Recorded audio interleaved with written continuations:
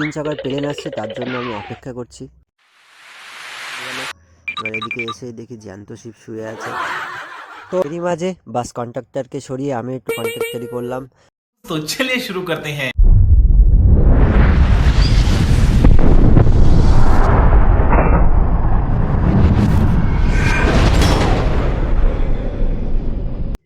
আয়নার সামনে ফোনটা রেখে একটু পোজপাজ দিচ্ছি। আজ আমরা যাব মিনি দক্ষিণেশ্বর। আমার জন্য তিন চাকার প্লেন আসছে, তার জন্য আমি অপেক্ষা করছি।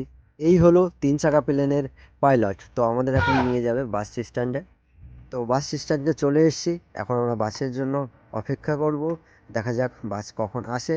তো ফাইনালি আমাদের বাস চলে আসলো। আমরা বাসে উঠবো, দেখি সিট ফাঁকা আছে কি। এখানে তো সিট না, খালি শোয়ার জায়গাও আছে।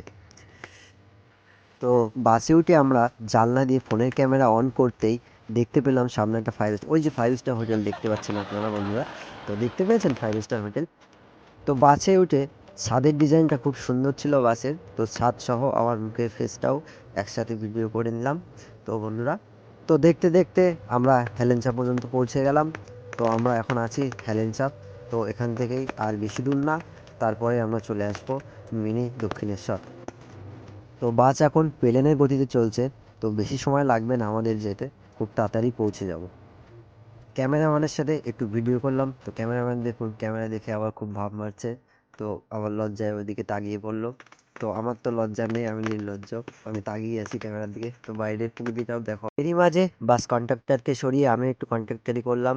তো বাস ড্রাইভার তাই দেখে খুব খুশি হলো, আমাকে কাজের অফার করলো।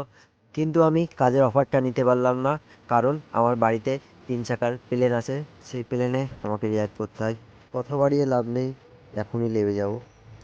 তো চলে এসেছি, যাব আমরা মিনি দক্ষিণেশ্বর। তো বন্ধুরা দেখতেই পাচ্ছ ঢুকছি, এটাই আমাদের মিনি দক্ষিণেশ্বর। তো বন্ধুরা চলো মন্দির, তো মন্দিরটা আমরা এখন ঘুরে ঘুরে দেখাবো। তো চলো আমাদের সাথে থাকবেন। তো এখন আমরা মায়ের সাথে দেখা করব।